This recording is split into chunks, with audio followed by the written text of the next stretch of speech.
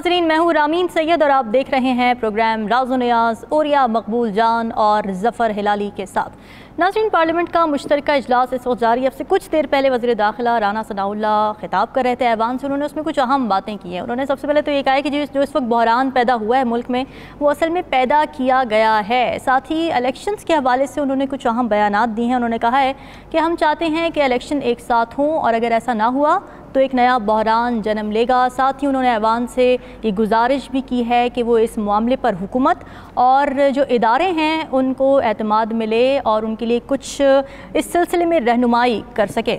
और ये साहब, आप क्या देख रहे हैं? क्या आज ऐवान में कोई रेजोल्यूशन पास होने जा रही है? कोई फैसला हो जाएगा इंतखाबात डिले करने के लिए? पहली बात तो यह है कि 2 दिन से बड़ी लंबी चौड़ी खबरें आ रही थीं कि पार्लियामेंट में ये होने जा रहा है, पार्लियामेंट में ये होने जा रहा है।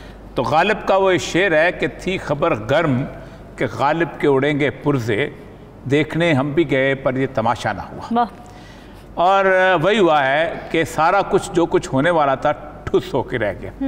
और इस ठुस होने की बुनियादी वजह यह है कि पाकिस्तान की जो हालात हैं वो इस वक्त इंटरनेशनल जो सीन है उसके ऊपर बहुत ख़तरनाक बीपर बचा रहे हैं इस वक्त। ज़ल्मे खलीलज़ाद जो है काफ़ी दिनों से इस मसले में इन था और ज़ल्मे खलीलज़ाद जो है वो बुनियादी तौर पर इस पूरे रीजन के अंदर अमेरिका का एक जिसे कहते हैं माउथ पीस है। अच्छा, वो बुनियादी तौर पर एक अफ़गानी है जो कि मज़ार शरीफ में पैदा हुआ था, काबुल में उसकी तालीम हुई और उसने फिर एक बहुत बड़ी कॉरपोरेशन है रैंड कॉरपोरेशन। अच्छा। उस रैंड कॉरपोरेशन की जो सरबराह है शेरिल ब्रांड, उसके साथ उसने शादी कर ली। और शादी वो वियना की रहने वाली थी और उसकी जो सबसे मशहूर रिपोर्ट है सिविल डेमोक्रेटिक इस्लाम, जो कि बहुत कंट्रोवर्शियल रिपोर्ट हुई थी 9/11 के बाद कि कैसे मुसलमानों को हमने करना है, वो है। और उसके वो पहले एंटी पाकिस्तान था, एंटी प्रो इंडिया था, जैसे शुमारी तात के होते हैं। लेकिन तालिबान के मुज़ाकरात के दौरान जिस वक्त वो कतर में कर रहा था, यहाँ उसकी खासी जो सूरत हाल यहाँ जो बिल्टअप हो गई। एक रिपोर्ट के मुताबिक जो कि मुझे कल ही बल्कि आज सुबह ही पता चली है कि अमेरिकन ख़ास तौर पे इस मसले में इंटरवीन किया है कि पाकिस्तान में हम अगर आज एक पॉपुलर पार्टी के ख़िलाफ़ चले जाते हैं तो और पॉपुलर पार्टी का जीतना तो हारना नामुमकिन है।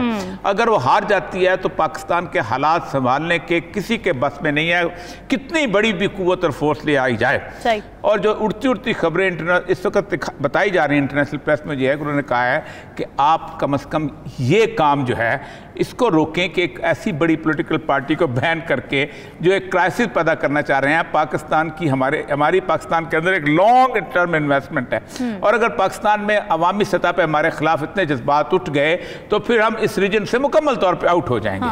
तो आप देखें कि ज़ल्मे खलीलज़ाद के उनको ट्वीट्स को मिला के पढ़ें जिसमें उसने कहा है कि आज पार्लियामेंट जो है PTI को बैन करने वाली है और ये बहुत बड़ा क्राइसिस बनेगा और पाकिस्तान में हालात खराब हो जाएंगे। अच्छा, वैसे अभी तक राना सनाउल्लाह साहब ने इस बारे में ठुस हो गए ना। अब उसके बाद हुए हैं ठुस, ठीक है, टाइम फिश। अब टाइम फिश करने के बाद जो राना सनाउल्लाह साहब की मूछें थी वो यूं से यूं हो गई हैं। और यूं होने के बाद उन्होंने जो तकरीर की है उस तकरीर के अंदर बार बार जिसे कहते हैं ना, जब आप एक खास लेवल पे ना होता फिर बार बार झूठ बोलते हैं। मतलब पहला झूठ उन्होंने ये बोला है कि आईने पाकिस्तान के अंदर लिखा है कि इलेक्शन एक दिन होने चाहिए। ये मेरे सामने आईने पाकिस्तान रखा, हाथ में पकड़ा हुआ है। इस आईने पाकिस्तान में जो 222 और 2 का जो डी है, 218 का जो डी है, वो कहता है the holding of general election to the national assembly, provincial assembly and the local government. ये रिस्पॉन्सिबिलिटी किसकी है? इलेक्शन कमीशन की। 224 में इलेक्शन के बारे में बताया जाता है। Time of election and by election, general election to the national assembly और प्रोविंशियल असेंबली। सही, यानी जनरल इलेक्शन नेशनल असेंबली के भी हो सकते हैं और लिखा यानी सही। And shall be held with in a period of 60 days immediately after the following day on which the term of the assembly is due to expire unless the assembly has been sooner dissolved and the results of the election shall be declared not later than 14 days before that day.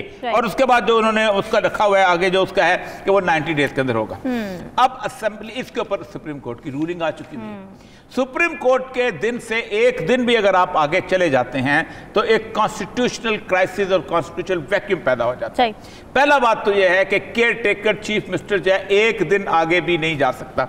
اور اگر وہ اپنی کرسی پہ بیٹھا رہتا ہے تو اس کے سارے آرڈر جو ہیں جو پاس کرے گا, جو بجٹ سینکشن کرے گا, جو ٹرانسفر پوسٹنگ کرے گا, جو سزا دے گا, وہ انلیگل ہو جائیں گے according to the constitution of Pakistan. Second چیز یہ ہے کہ جو بندہ جو ہے وہ اپنا وہاں پر ہوگا کے پی کے کا, وہ اس کی بھی حالت یہی ہوگی اگر وہ یہ 30 اپریل ہے, وہ کتنے مئی کو ہے ابھی یاد نہیں آ رہا, ٹھیک, اس کے بھی انویلڈ ہو جائیں گے اگر الیکشن نہیں ہوتے. اگلی صورتحال یہ ہے کہ سارے کرائسس میں اس کو لگانے کا کوئی طریقہ کار نہیں, ریپلیسمنٹ کا کوئی طریقہ کار نہیں. اولیاء مقبول جان نہیں لگ سکتا, ہلالی صاحب نہیں لگ سکتے, کیونکہ قانون کہتا ہے کہ کیئر ٹیکر چیف منسٹر صرف 90 دن تک ہے. 90 دن کا پورٹ فولیو خالی ہو جائے تو پھر نہ گورنر اس کو سنبھال سکتا ہے, نہ اس کو اسپیکر سنبھال سکتا ہے, کون آئے گا اس کی جگہ. یہ کرائسس ہے جس کے لیے وہ پارلیمنٹ میں گئے ہیں کیونکہ نیت ٹھیک نہیں ہے. ٹھیک ہے ہلالی صاحب, چھ مگوئیاں تو تھیں مگر اب دبی دبی سی جو خواہش ہے وہ ایوان کے اندر آ چکی ہے. رانا ثناء اللہ صاحب کی جو سٹیٹمنٹ ہے اس سے پتہ تو یہی چل رہا ہے, اب بلکہ یہ بات روز روشن کی طرح آیا ہو گئی ہے کہ الیکشن ٹائم پر تو نہیں کرانا چاہتے صوبائی سطح پر. تو آپ کیا دیکھ رہے ہیں, کیا ہونے جا رہا ہے, آج کوئی ریزولوشن آئے گی؟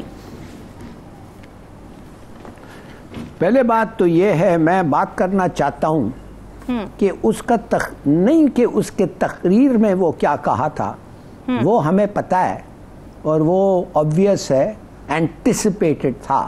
رائٹ. میں آپ سے ذکر کرنا چاہتا ہوں کہ کیا لہجے اس نے استعمال کیے, کس قسم کا کنٹیمپٹ اور ہیٹ اس نے ڈسپلے کیا ہے ایک فارمر پرائم منسٹر کے لیے اور اس کے لاکھوں سپورٹرز پہ. آپ نے سنا ہوگا referring to the prime minister, وہ ریفر کرتا ہے یہ کیا عمران خان سب ہیومن ہے, کہ کوئی ایسی سپیشیز ہے یہ. اور پھر فتنہ ایک پرائم منسٹر کو جو کافی کامیاب پاپولر پرائم منسٹر ہے, بلکہ اس سے زیادہ کوئی پاپولر پرائم منسٹر میرے عمر میں تو میں نے نہیں دیکھا ہے, اس کو کہتا ہے فتنہ, یہ ڈیزیز. کیا وہ ڈیزیز ہے؟ اور اس کے سپورٹرز وہ کیسے سمجھتے ہوں گے؟ اور پھر سپورٹرز کو کہتا ہے جتھا, گینگ, راؤڈی, ہے نا. تو جب آپ انٹیریئر منسٹر آپ کے ملک میں اس قسم کے ہیٹ سپیچ کے بارے میں سے بولتا ہے, ہلالی صاحب یہ اسی بیانیے کا شاخسانہ ہے جو نون لیگ بنا رہی ہے ابھی کہ عمران خان اور پی ٹی آئی دہشت گرد جماعت ہیں, دہشت گردوں کے سہولت کار انہوں نے جمع کیے ہوئے, اسی کا شاخسانہ ہے جو آج ایوان میں نظر آیا, جو ان کی ٹون تھی. تو خود کر رہے ہیں, ایگزیکٹلی خود کر رہے ہیں. تو کس قسم کے منافق ہیں یہ؟ میں تو سہر. دوسری بات بالکل صحیح کہا ہمارے دوست اوریہ صاحب نے, ان کو پورا پتہ ہے. میں بھی کہتا ہوں کہ اگر 90 دن کے اندر اندر آپ الیکشنز نہیں کرتے ہیں, کوئی بہانہ نہیں ہے, اور آپ کرتے نہیں ہیں, آپ اناؤنس بھی نہیں کرتے ہیں کہ بعد میں آپ کہتے ہیں 1-2 دن اور لگ جائیں گے, تو پھر کانسٹیٹیوشن کو اگر اس طریقے سے آپ ٹریٹ کرتے ہیں اس کی ضرورت کیا ہے؟ پھر یہ لکھو نا وین کنوینئنٹ. کوئی ضرورت نہیں ہے ٹائم اور ڈیٹس دینے کے لیے. اور اب میں آپ بات کرنا چاہتا ہوں جو اوریہ صاحب نے کہا کہ ظالم خلیل زاد کے بارے میں.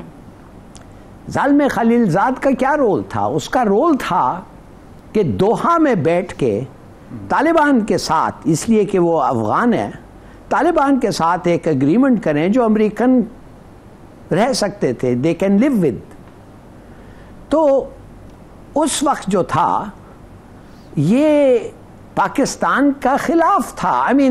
میں آپ کو بتا سکتا ہوں ظالم خلیل زاد فارن آفس میں is considered to be not friendly. میں نہیں کہتا ہوں ایکچولی hostile, مگر میں کہتا ہوں not friendly to پاکستان. وہ کارزائی کے ساتھ ہوتا تھا, وہ دوسرا جو آیا تھا کارزائی کے بعد جو بھاگ گیا تھا, اشرف غنی, اس کے ساتھ تھا, اس کے ایڈوائزرز تھے. یہ سب افغان سیٹلڈ ان، یہ سیکنڈ ہینڈ امریکنز ہے نا، سیٹلڈ ان افغان ان امریکہ، گرین کارڈ ہولڈرز. اس نے کبھی نہیں اپنا عہدہ اور پوزیشن استعمال کیا کہ پاکستان اور افغانستان کے جو ڈفرنسز ہیں ان کو ختم کیا جائے اور امن لائے. یہ نہیں استعمال کیا اس کے لیے. کیسے؟ میں آپ کو بتا سکتا ہوں. اس طریقے سے کہ بھائی آپ کا ایک ہیوج ڈسپیوٹ ہے اس وقت، اور ہم طالبان کو ان اے سینس، میں زلمے خلیلزاد طالبان کے ساتھ امن لا رہا ہوں. تم لوگ کے ساتھ طالبان کا بھی ڈسپیوٹ تھا، ایک جب پریزیڈنسی تھی افغانستان ان کے ساتھ بھی ڈسپیوٹ تھا، جب بادشاہ تھا اس کے ساتھ بھی ڈسپیوٹ، اب آپ امیر جب آیا اس کے ساتھ بھی ڈسپیوٹ ہے. میں چاہتا ہوں کہ یہ ڈسپیوٹ ختم کریں، اور وہ تھا لینڈ کا، بارڈر کا. نہیں، بالکل نہیں کیا، بلکہ اس نے کہا کہ اب اٹک تک تو یہ سب افغانستان ہے. تو ماؤ میں دیکھ رہا ہوں تو یہ جو اب اس نے یہ کیا ہے، یہ کیوں کہہ رہا ہے؟ اب یہ کیا سٹیٹمنٹ آ گئی؟ اب تو بڑا ریزنیبل سٹیٹمنٹ اس نے دیا ہے کہ بھائی پاکستان جو ہے تھوڑا سا سوچ لو، ایسے مت کرو، یہ پاپولر لیڈر ہے، یہ وہ ہے، یہ ہے. تو وہ اس لیے ہو رہا ہے اس وقت کہ اٹ سوٹس دیم. یہ نہیں ہے کہ وہ چینج ہوا. اور میں سمجھتا ہوں ہم نے کہا کہ یہ دخل دے رہا ہے ہمارے ملک کے پالیسیز میں، فارن آفس نے شاید یہ کہا بھی ہے. میں صرف یہ کہوں گا کہ اچھی بات ہے کہ لگتا ایسے ہے کہ فار ونس وہ بات کر رہا ہے جو صحیح ہے کہ مت مارو ایک اچھے لیڈر کو، مت ڈیموکریسی کے ساتھ چلو، ختم مت کرو، مارشل لاء مت لگاؤ. تو اگر یہ indirectly for their own reasons اگر اس نے یہ پوزیشن انہوں نے لیا ہے، ایکسپٹ اٹ. میں سمجھتا ہوں ٹھیک ہے.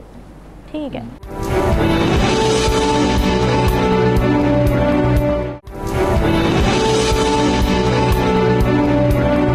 اوریہ صاحب، زلمے خلیلزاد کے جو ٹویٹس آئے ہیں اس پر بھی اب پی ڈی ایم اور پی ڈی ایم کے ساتھ جو ظاہر جماعتیں جڑی ہیں، حافظ حمداللہ صاحب کی یہ اسٹیٹمنٹ آئی ہے، ایک بیانیہ بنا رہے ہیں. وہ یہ کہہ رہے ہیں کہ جی پہلے عمران خان صاحب گالیاں دے رہے تھے کہ یہ سازش کی ہے انہوں نے، تو اب نہ یہ پی ڈی ایم کے 13 جو کھڑے ہوئے نا لوگ، ان کو وہم و گمان میں تھا کہ 10 اپریل کو عمران خان اس طرح کی سپورٹ لے کے نکلے گا عوام میں.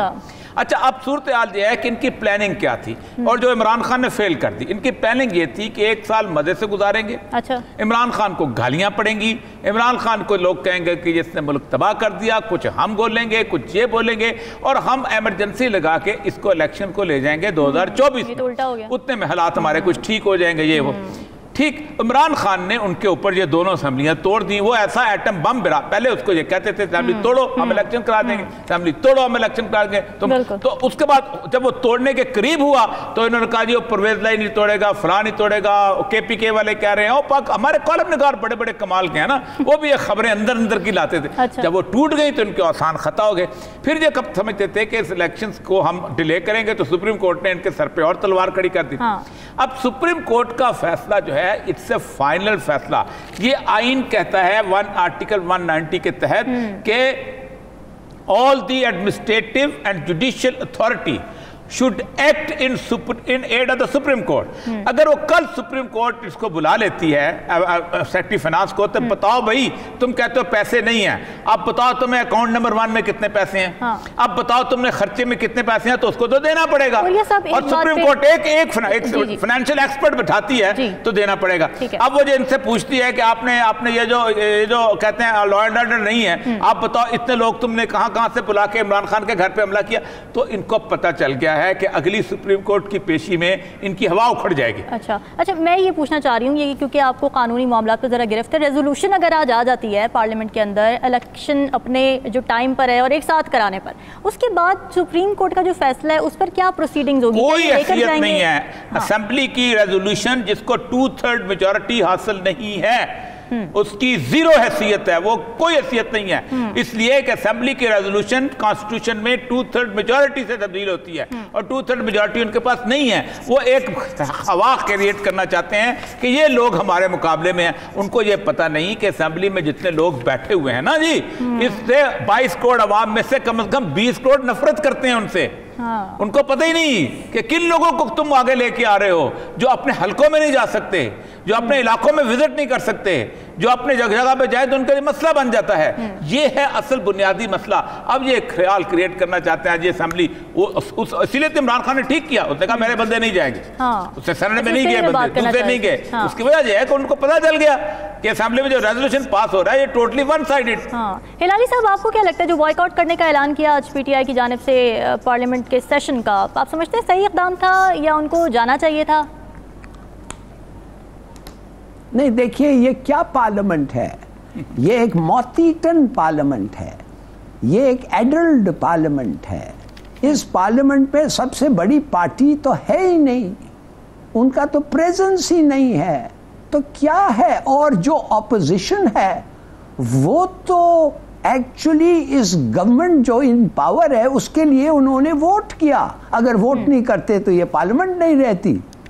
تو یہ پارلیمنٹ جو ہے اٹس اے جوک، معاف کریے، اس پہ وہ مورل ویلیو نہیں ہے جو وہ کیا کہتے ہیں وہ ادھر وہ جو ہوتا ہے کہ ایک مورل ویلیو بھی ہونا چاہیے نا، نہیں صرف ایک لیگل ویلیو۔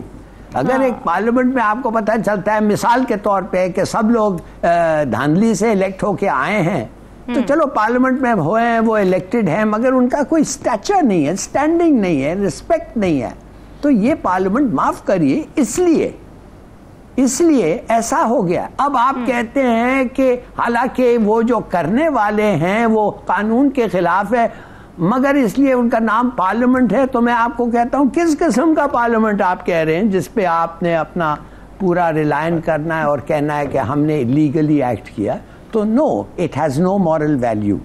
تو میں سمجھتا ہوں کہ اگر بھی ہو جائے، اور ہو جا سکتا ہے، کیا دیکھیے کیا نہیں ہو سکتا ہے اس ملک میں، اگر بھی ہو جائے، جب ایک آدمی کو، جب ایک ڈکٹیٹر کو آپ کہتے ہیں 3 سال تک آپ چینج دا کانسٹیٹیوشن جیسے آپ چاہتے ہیں، جب آپ چاہتے ہیں 3 سال کے لیے، جو مشرف کو ملا تھا پرمیشن، تو پھر what are you bothered about؟ بالکل۔ اچھا اوریہ صاحب، آپ کچھ میں صرف رانا ثناءاللہ نے عجیب و غریب جھوٹ بولا ہے اور اس ملک میں فساد کرانے کی کوشش کی ہے۔ انہوں نے یہ کہا ہے کہ گلگت بلتستان کی پولیس سے اسلام آباد چڑھائی کی، آپس میں دونوں ہو گئے تھے۔ میں چاہوں گا اگلے سیگمنٹ میں وہ جو آئی جی پنجاب نے کہا تھا وہ ذرا نکال لیں کہ ہم نے کسی قسم کی کوئی چڑھائی نہیں کی تھی، بلکہ یہ جھوٹ بول رہے ہیں جو لوگ، انہوں نے تردید کر دی۔ تو اس کے ہم اگلے سیگمنٹ میں سے بات کریں گے، ڈسکشن کا سلسلہ جاری۔ ناظرین، یا وقت اسٹے ود اس۔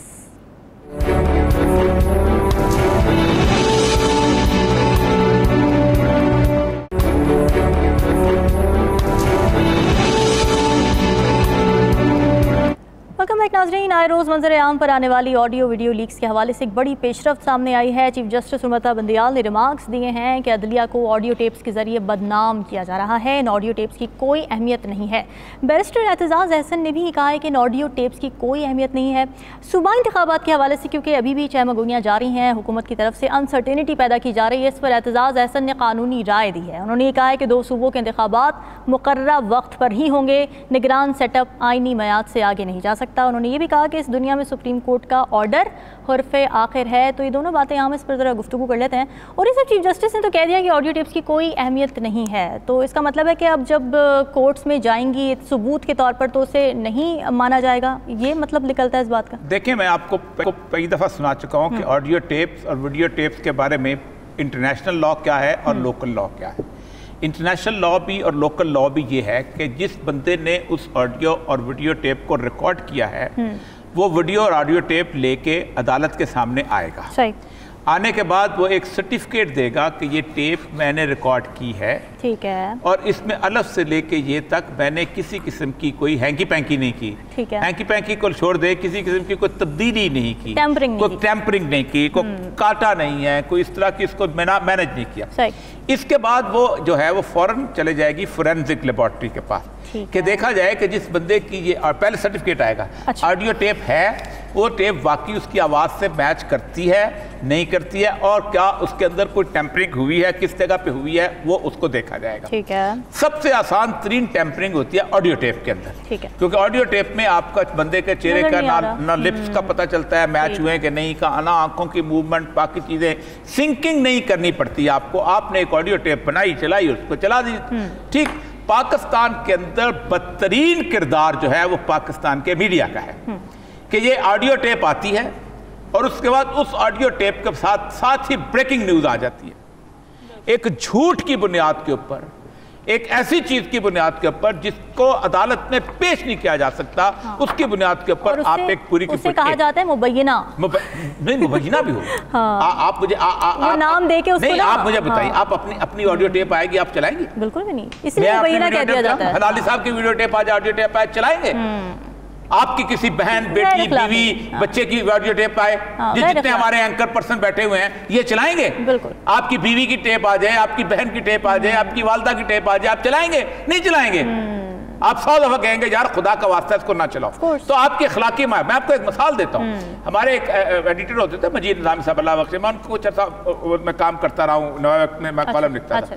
ان کے شروع میں ایک آدمی نے ایک خبر لے کے 60s 70s کی بات تھی، اس نے کہا فلاں عورت جو ہے وہ اس جگہ پکڑی گئی، اپنا رنگ رلیاں مناتے ہوئے، جب کہتے تھے نا، تو رنگ رلیاں مناتے پکڑے ہوئے، ساتھ اس نے عورت کی تصویر لگائی۔ اچھا، اس نے کہا ادھر آؤ، یہ خبر تم نے دی ہے؟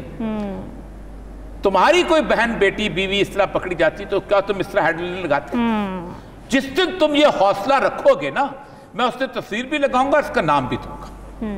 ٹھیک، اب ہمارا میڈیا، اور دوسرے بات شرمناک بات ہے ان لوگوں کے لیے، ان سیاستدانوں کے لیے، کہ جو آڈیو ٹیپس رکھتے ہیں اور اس کے بعد جو ہے اس آڈیو ٹیپ کے بارے میں کہتے ہیں کہ ہمارے پاس تو ان جیسی اور بہت ساری ہیں اور ہم اس کا ثبوت اور اس کو اپنے لیگل ڈیفینس میں پیش کرتے ہیں۔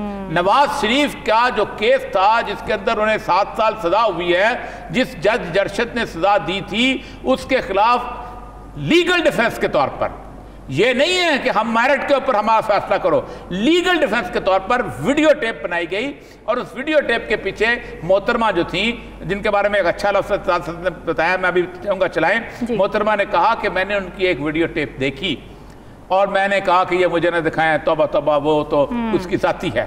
یعنی یہ خاتون اتنی ریزنیبل، اتنی بزرگ خاتون، ظاہر بات ہے مجھ سے ذرا سے 8-10 سال چھوٹی ہوں گی نا، زیادہ تو نہیں، 55 سال کے قریب تو ہوگی، بزرگ ہوگی، نانی دادی ہیں، تو نانی تو ہیں، دادی تو ہیں نہیں، پتہ نہیں ہے کہ نہیں، تو انہوں نے وہ خاتون جو ہے بحیثیت خاتون ایک ایسی ٹیپ جس کو دکھایا نہیں جا سکتا، اس کے بعد سیاسی گفتگو کرتی ہیں۔ جی، لائبریرین کا ذکر کیا ہے اعتزاز حسن صاحب نے۔ ہلالی صاحب، یہ لائبریرین کون ہیں اور کلیکشن کہاں سے آ رہی ہے ان کے پاس؟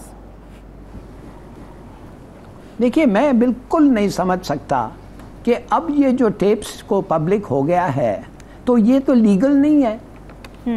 آپ کو کم سے کم ہمارے جو ادارے ہیں پریزیومبلی انہوں نے نہیں کیا ہے، اس لیے کہ اگر وہ کریں تو وہ انلیگل ہے، اس کے معنی انہوں نے خود قانون توڑا ہے، تو وہ نہیں کر سکتے۔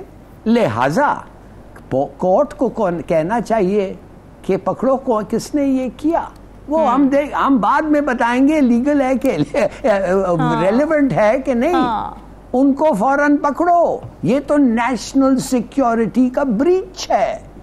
ججز، منسٹرز، پرائم منسٹرز ٹیپ ہو رہے ہیں، آپ کا تو کام ہے یہ پریونٹ کرنا، تو کس نے کیا؟ پکڑو۔ اور اگر آپ نہیں پکڑ سکے 50 ٹیپس کے بعد تو وہ کیا بتاتا ہے آپ کی ایفیشنسی پہ، کیا بتاتا ہے؟ تو میرے خیال میں اس کو ختم کریں یار، یہ اس قسم کے اسکینڈلس نانسنس جو پیدا کرتے ہیں، اور اگر آپ واقعی اس کو انکریج کرنا چاہتے ہیں تو قانون بدل دو کہ جیسے ایسے ٹیپ ہوگا، سمن ہوگا، آدمی آئیں گے، پورا انویسٹیگیشن ہوگا، اور جب تک یہ انویسٹیگیشن یہ نہیں بتایا کہ یہ آنسٹ اور لیگلی لیا ہے، اس وقت تک کیس نہیں چلے گا، اس وقت تک کیس رکے گا۔ کچھ نہیں کرتے ہیں، اسکینڈل پہ اسکینڈل۔ میں کہہ رہا ہوں آپ کو، یہ کرمنل انٹرپرائز بن گیا ہے۔ اچھا اوریہ صاحب، کیونکہ آڈیو ٹیپس کی کوئی اہمیت نہیں ہے یہ کہا ہے چیف جسٹس صاحب نے، تو چلیں ذاتی آڈیو ٹیپس تو آؤٹ آف کوشچن ہے نا، اس سے بد اخلاق کوئی چیز ہو نہیں سکتی کہ کسی کی ذاتی آڈیو ٹیپس لیک ہوں اور اس پر پھر ہم تبصرہ کریں بیٹھ کے، تو بہت ہی دور کی بات ہے۔ لیکن اگر پروفیشنلی کوئی ایسی آڈیو یا ویڈیو لیک ہوتی ہے جس سے اس منصب پر بیٹھے ہوئے شخص کی کریڈیبلٹی پر بات آتی ہے، اس کی کوئی بدنیتی یا کوئی کرپشن سامنے آ رہی ہوتی ہے، تو کیا اس آڈیو یا ویڈیو کی اہمیت کریٹ کی جا سکتی ہے کورٹ میں جا کے اسے پروف کرنے کے لیے، فورنزک کرا کے اس کی اہمیت ہو سکتی ہے؟ دیکھیں، پہلی بات آپ سے میں نے یہ کہا نا کہ وہ اس کو ریکارڈ کرنے والے کو سامنے آنا چاہیے، ٹھیک ہے، جو کیس جج ارشد کی جو انہوں نے پیش کی تھی تو انہوں نے کہا تھا جی ریکارڈ کرنے والا کون تھا. ایسی ہی ویڈیو ٹیپس آپ کو شاید یاد ہوگا کہ جب ان کا افتخار چودھری والا معاملہ چلا تھا تو ایک بینچ آیا تھا, اس بینچ نے ایک سنی تھی ان کی ہیئرنگ. وہ بینچ جو تھا ان میں جسٹس خلیل الرحمان رمدے اور اس کے بعد ایک رانا بھگوان داس اور یہ کافی سارے لوگ تھے اس کے اندر, ڈوگر کوٹ کے زمانے کی بات میں کر رہا ہوں. تو ان کے سامنے انہوں نے افتخار چودھری اور مختلف ججوں کی فیملیز کے بارے میں آڈیوز اور ویڈیوز پیش کی تھی.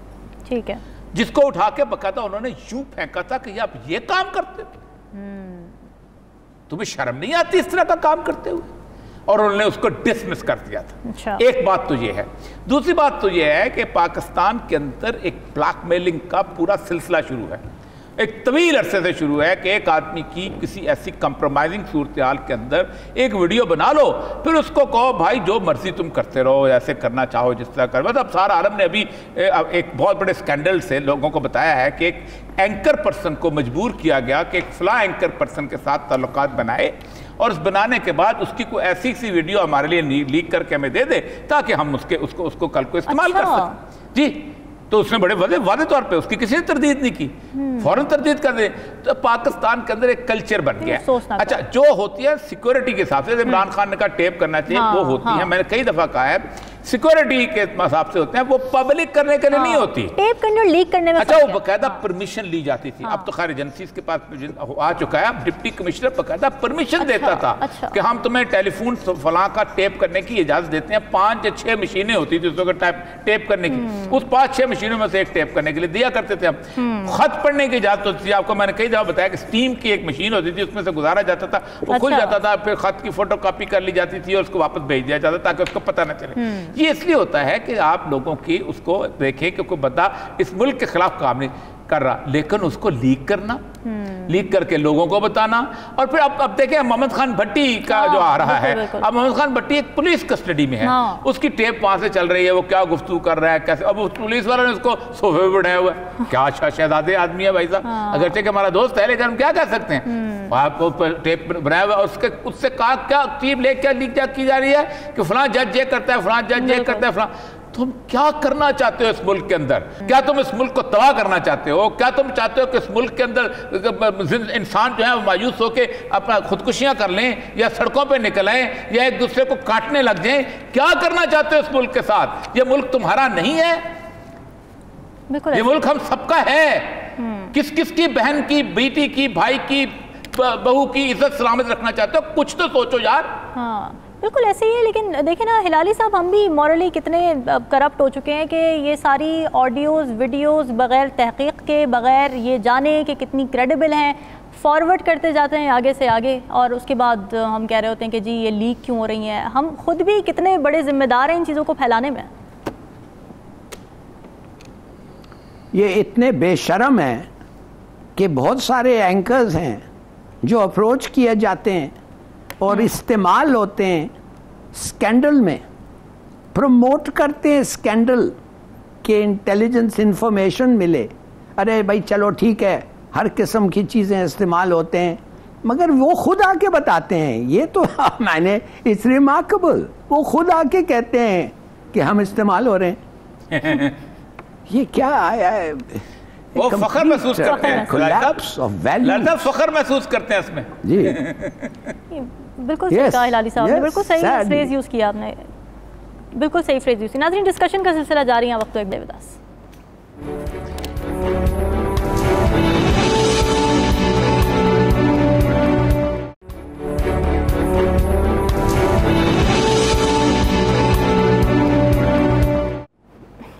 ویلکم بیک ناظرین. ملک میں مسلسل سیاسی ہلچل تو ہے ہی, قومی معیشت بھی سنبھلنے میں نہیں آ رہی ہے. قرضے کی اگلی قسط کے حصول کی امید پر IMF کا ایک تقاضا پورا کیا جاتا ہے تو ایک نیا پیش کر دیا جاتا ہے. IMF نے تسلیم کیا ہے کہ پاکستان نے سلسلے میں سبسٹینشل پروگریس کی ہے, اس کے باوجود قرض کے ملنے کی کوئی امید پیدا نہیں ہوئی ہے. دوسری طرف حکومت کی کنٹرول درآمدات کی پالیسی نے کئی صنعتی شعبوں کو تباہی کے دہانے پر پہنچا دیا, اور یہی وجہ ہے کہ جاری مالی سال میں ممکنہ صنعتی ترقی -4% رہنے کا اندیشہ ہے. ہلالی صاحب, سب سے پہلے میں آپ کی جانب آنا چاہوں گی. اطلاعات یہ ہیں کہ سعودی عرب اور متحدہ عرب امارات نے پالیسی میں کچھ تبدیلی کی ہے. IMF کے حوالے سے کچھ ایسی خبریں آ رہی ہیں کہ پاکستان کو کچھ مختلف صورت میں پیسے دیے جائیں گے. آپ بتائیے اس بارے میں, آپ کے پاس کیا خبر ہے؟ جی رامین، شکریہ کہ آپ نے یہ سوال پوچھا. یہ ایکچولی بہت ہی امپورٹنٹ ہے. کتنا امپورٹنٹ ہے میں سمجھتا ہوں پتہ چل جائے گا، اور ٹھیک ٹھاک اکانومسٹ جو ہیں وہ بتائیں گے. سعودی عربیہ نے فیصلہ یہ کیا ہے کہ پاکستان کو ابھی نقد پیسے دینا فضول ہے. ان ادر ورڈز نقد پیسے پاکستان کو دینا، اس پہ کوئی کنٹرول نہیں ہے ان کا، اور کبھی کبھی وہ یا ختم ہو جاتا ہے یا ٹھیک طریقے سے نہیں استعمال کرتا ہے. تو اب یہ جو $3 بلین انہوں نے ہمیں دینا ہے، انہوں نے فیصلہ یہ کیا ہے کہ ہم دیں گے نہیں، ہم ایک پروجیکٹ میں انویسٹ کریں گے، اور خاص طور وہ پروجیکٹ ہوگا ایگریکلچر. تو اب ہوگا یہ کہ زمین ان کو دیا جائے گا، اور اس زمین کے لیے وہ انویسٹ کریں گے ایگریکلچر، اور وہ پروڈکٹس وہ خود خریدیں گے. ان ادر ورڈز تو ایک شیورٹی مل گیا ہے کہ وہ خریدیں گے بھی، شیورٹی مل گیا ہے کہ وہ پلاننگ کا وہ پیسے بھی آئیں گے، اور آپ ادھر اگا سکتے ہیں، اور جو بھی ہے وہ آپ کرنا چاہتے ہیں کہتے ہیں. یو اے ای جو ہے وہ بھی ایسے ہی یہی پروسیجر استعمال کرے گا. اس لیے ان کو اعتبار نہیں ہے اب کہ ہم کو پتہ ہے کہ ہم اپنے پیسے کیسے استعمال کریں. تو وہ ریفائنری میں کریں گے، اور وہ ریفائنری کے جو پروڈکٹس ہیں وہ خود بھی خرید سکتے ہیں. اس سے ہمارے لیے فائدہ یہ ہوگا رامین کہ ڈیٹ لائبلٹی نہیں ہوگی ہمیں. آپ سمجھ گئے نا، وہ ایک ان کا انویسٹمنٹ ہوگا، وہ خود ہی اپنا پورا کر لیں گے، اور بینیفٹ، اور ڈیٹ بھی نہیں ہوگا. ایگزیکٹلی. تو میرے خیال میں یہ ایک بڑا انٹرسٹنگ ڈیولپمنٹ ہے. اور میرے خیال میں دوسری بات میں جلدی سے آپ کو یہ کہہ دوں، یہ بڑا امپورٹنٹ ڈیولپمنٹ ہے. دوسری ڈیولپمنٹ یہ ہے کہ دیکھیے ہمیں سمجھنا چاہیے کہ سب سے بڑا پالیسی لائن جو آئی ایم ایف کا تھا ان پورے ٹاکس میں، وہ یہ تھا کہ پرائس آف آئل، آپ انٹرنیشنل پرائس آف آئل کو ویری نہیں کریں گے، آپ ادھر سبسڈی نہیں دیں گے، آپ اس کا لاس نہیں ٹیک کریں گے. You will pass on what is the price of the oil on the market. تو یہ جو ڈیل ہوا تھا 500 ادھر لے کے 500 ادھر لے کے، وہ ڈیل یہ تھا کہ ادھر سے 500 لو اور وہ ان کا بڑھا دو، مانے امیر آدمیوں کا 500 اور وہ 500 رکھ کے غریب کو سستا دیں. وہ کہتے ہیں کہ no, that's not what we want. ہم you don't play around with even the levy جو ہم نے اگری کیا ہے، اور ساتھ ساتھ آپ نے بات ہی نہیں کیا اس کے بارے میں. آؤٹ آف دا بلو یہ آیا ہے. تو یہ ایک ابھی تک یہ بھی معاملہ اب یہ they've stopped، مانے کہ آپ کا میرے خیال میں پروگرام کا پروسیسنگ stopped جب تک یہ ایکسپلین نہیں ہوا ان کو کہ آپ کیا کر رہے ہیں اور کیسے یہ کریں گے، آپریٹ کیسے کریں گے. بالکل ٹھیک ہے. اچھا اوریہ صاحب، آئی ایم ایف کو دوست ممالک کی ایشورنسز چاہیے تھی. اب جیسے کہ ہلالی صاحب نے بتایا ہے کہ نقد پیسوں کی جگہ ایگریکلچر اور ریفائنری میں انویسٹمنٹ کرنے کا سوچ رہا ہے سعودی عرب اور متحدہ عرب امارات. کیا یہ بہتر ہے، بینیفیشل، اور کیا آئی ایم ایف اس پر اگری کر جائے گا اس ایشورنس؟ 2-3 چیزیں بہت اہم ہیں. پہلی بات تو یہ ہے کہ جو زمین کے بارے میں ہلالی صاحب نے کہا ہے کہ وہ اس پرپز کے استعمال ہو جاتی ہے، جو بورڈ آف ریونیو کا لا یہ ہے کہ any land which is allotted to a specific purpose to a specific group, if it is not used for that specific purpose, it will be reverted back to the provincial government. کوئی ایک زمین اگر آپ کو دفاع کے طور پہ دی جائے تو وہ اگر اس دفاع کے پرپز کے لیے استعمال نہیں ہو رہی تو فوراً ہی پروونشل گورنمنٹ کو واپس چلے جاتی ہے. اسی لیے آپ نے دیکھا ہوگا کہ کنٹونمنٹ بورڈ کے اندر اگر آپ کو 1 کنال کا یا 4 کنال کا پلاٹ لیں تو آپ کو اس کی وہ نہیں دیتے، فرد نہیں دیتے، ملکیت نہیں دیتے، بلکہ آپ کو وہ ایک 99 ایئرز کے لیز کے اوپر دیتے ہیں کہ جب کیونکہ ان کو بھی 99 ایئرز کے لیز پہ ملی ہوتی ہے. تو ایک تو یہ ہے کہ وہ اس کے لیے آپ کو کارپوریٹ فارمنگ کے لیے جگہ ڈھونڈنی پڑے گی، سب سے اہم بات ہے. دوسری بات یہ ہے کہ کارپوریٹ فارمنگ ہو یا کوئی اور ہو، سب سے پہلی بات یہ ہے کہ کیا یہ پیسہ جون کے اندر جو آپ نے $4 بلین اور پھر $6 بلین کا رول اوور ہے، کیا اس میں آپ استعمال کر سکیں گے؟ ہوتا یہ ہے کہ اصل مسئلہ جو آپ سے میں عرض کر رہا ہوں وہ یہی ہے کہ آئی ایم ایف جو ہے وہ اپنا، جیسے انہوں نے بنگلہ دیش میں کیا، سری لنکا میں کیا، کہ اپنا پیسہ رکھ دیتے ہیں اس انشورنس کے اوپر کہ پاکستان یا تو خود ٹیکس لگا کے اتنے پیسے اکٹھے کر لے گا کہ قرضہ ادا کر دے گا، یا باقی ملک جو ہیں ان کو کم از کم اتنے پیسے دے دیں گے کہ جس سے یہ کچھ نہ کچھ کر کے آگے دے دے گا. اب اگر یہ ان کے پیسے آ جاتے ہیں تو اگر آپ نے وہاں پیسے دے دیے تو اس کا مطلب یہ ہے کہ کارپوریٹ فارمنگ میں بات تو ان کی ٹھیک ہے کہ آپ اس کی پروڈکٹ جو ہے وہ خرید لیں گے, تو پروڈکٹ چونکہ روپے میں پیدا ہوتی ہے تو ڈالر میں جب وہ وہاں جائے گی تو ڈالر واپس لے آئے گی, یہ ایک بات ہے. لیکن یہ اتنا یہ خیال استو محال استو جنو ایک فارسی کا محاورہ ہے, یہ خیال جو ہے یہ ناممکن ہے, یہ پاگل پن ہے. کارپوریٹ فارمنگ اتنی آسان کام نہیں ہے کہ آپ کو اس کے اچانک ریوارڈ ملنا شروع ہو جائیں اور یہ ہو جائیں, لمبا کام ہے بھائی, اور اس کا آپ کو تو جون میں ضرورت ہے. آئی ایم ایف کی دو چیزیں بڑی کنڈیشنلٹی ہیں جس کے اوپر پاکستان جو ہے ابھی اس کے اوپر سوچ نہیں پا رہا. آج سے تقریباً کچھ عرصہ پہلے 2-3 مہینے جب چل رہا تھا تو انہوں نے کہا تھا دیکھیں ہمیں آپ کا جو ٹیکسیشن سسٹم ہے یہ ہمیں جون سے آگے تک چاہیے اور آپ اس کو ختم نہیں کریں گے. انہوں نے کہا جی ہم بالکل کریں گے, کیا بات ہے. انہوں نے کہا بھائی جان آپ کی حکومت تو نہیں ہے جون کے بعد, تو پھر آپ کیا کریں گے؟ ٹھیک ہے, تو انہوں نے کہا تھا پھر جو پی ٹی آئی کے لوگ ہیں ان سے بھی دستخط کروا کے دو. پھنس گیا تھا وہاں پر. پھر یہ آئیں بائیں شائیں کرنے لگے, پھر یہ ان کو کہنے لگے آئی ایم ایف میں ضرورت نہیں, صاحب ڈار صاحب یہ کہو ہم یہ کر دیں گے وہ کر دیں گے, یہ ملک اللہ نے بنایا ہے, اللہ اس کے وہ بھائی اللہ نے بنایا یقیناً, اللہ نے اس لیے کہا ہے کہ 2 ہاتھ تمہیں دیے ہیں تاکہ تم کماؤ اور تم کھاؤ.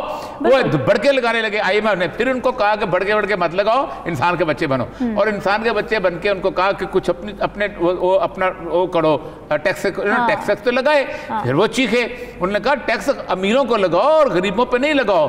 اب پھر بیچا انہوں نے پھر ایک امیروں پر نہیں لگایا, غریبوں کی سبسڈی کر دی, ادھر سے بنا دیا. ان کے پھنس گئے ہوئے ہیں. پھنس جانے کی مسئلہ یہ ہے کہ یہ عوام میں پاپولر نہیں ہے. جو پارٹی عوام میں پاپولر ہوتی ہے وہ امیروں پہ ٹیکس لگا سکتی ہے. جو پارٹی عوام میں پاپولر نہیں ہوتی ان کے پیچھے بیک ہی امیروں کی ہوتی ہے, چندہ دینے والوں کی ہوتی ہے, قیمے والے نان بنانے والوں کی ہوتی ہے, سلوکیاں دینے والوں کی ہوتی ہے. وہ ان کو کیسے ناراض کر سکتے ہیں؟ وہ کیوں ناراض کریں گے بانڈر روڈ کو, کیوں ناراض کریں گے ہال روڈ کو, وہ کیوں ناراض کریں گے اپنا لبرٹی کو؟ ایسے لوگوں کو کیوں ناراض کریں گے جو کہتے ہیں کہ جناب مسئلہ کوئی نہیں, جناب جنہیں پیسے دیو اسی حاضر ہیں, ان کو تو ہم ٹیکسیشن نیٹ میں نہیں لائیں گے. وہ کیوں ناراض کریں گے پلاٹ والوں کو, وہ کیوں ناراض کریں گے پراپرٹی ڈیلرز کو, وہ کیوں ان کو نہیں ناراض کر سکتے. آئی ایم ایف کہتا ہے کہ یہ جو اتنے بڑے لوگ ہیں, انہوں نے کہا بھائی میری بات سنو, آپ کے پاس یہ پی آئی اے کی ٹکٹیں ہیں نا, یہ ایک آدمی کے نکال لو کہ کتنی دفعہ ملک سے باہر گیا تھا, اور اس کو بلاؤ بھائی صاحب آپ نے کتنی دفعہ ملک سے باہر گئے تھے, پیسے کہاں سے لائے تھے, تمہاری کو سونے کی کان نکلی اور ٹیکس لگانا تمہارا کوئی مشکل کام ہے؟ سارا کچھ تو تمہارے کمپیوٹر میں پڑا ہوا ہے. اتنی گاڑیاں تم نے خریدی ہیں, تم نے کہاں سے لیں؟ آسمان سے تمہارے پر خون برستا تھا. ٹیکس لگانا آپ کا اتنا آسان ہو چکا ہوا ہے, آپ آسانی سے پکڑ سکتے ہیں. آپ کرتے ہیں اوریہ مقبول جان کی تنخواہ میں سے کاٹ لو, رامین کی تنخواہ میں سے کاٹ لو, ہلالی صاحب کی پینشن میں سے کاٹ دو, ان کی تنخواہ میں سے کاٹ لو, ایٹ سور آپ کو ٹیکسیشن کے اندر جو سٹیپس لینے ہوتے ہیں وہ پاپولر گورنمنٹ لیتی ہے. You are an unpopular government. اسی بات پہ ذرا ہلالی صاحب شارٹ سا کمنٹ آپ نے کرنا ہے. اور یہ صاحب کہہ رہے ہیں کہ جی ان پاپولر ڈیسیجنز پاپولر لیڈرشپ ہی لے سکتی ہے, تبھی عوام مانگتی ہے. آپ اگری کرتے ہیں اس بات سے؟ شاید یہ بالکل شاید ہو سکتا ہے, مگر میں صرف یہ کہہ دوں گا کہ ان لوگ میں سے وہ لوگ بنتے ہیں فائنانس منسٹر اور پرائم منسٹر جن کو آپ اور میں چوکیدار کی نوکری پہ نہیں رکھتے ہیں. ایکچولی بات اصل یہ ہے کمپٹنس, یہ نہیں ہے کمپٹنٹ. آپ ایک اکاؤنٹنٹ کو رکھتے ہیں ایز این اکانومسٹ, تو I am sorry, you see you please understand کہ جب you got the wrong person for the job اور پھر آپ کہتے ہیں perform as if you are brilliant, نہیں ہو سکتا. یہ بڑی صحیح بات آپ نے کی, کمپٹنس از دی کی. ناظرین ڈسکشن آپ نے سنی, کل حاضر مزید اہم موضوعات کے ساتھ. ہمیں دیجیے اجازت, اللہ حافظ.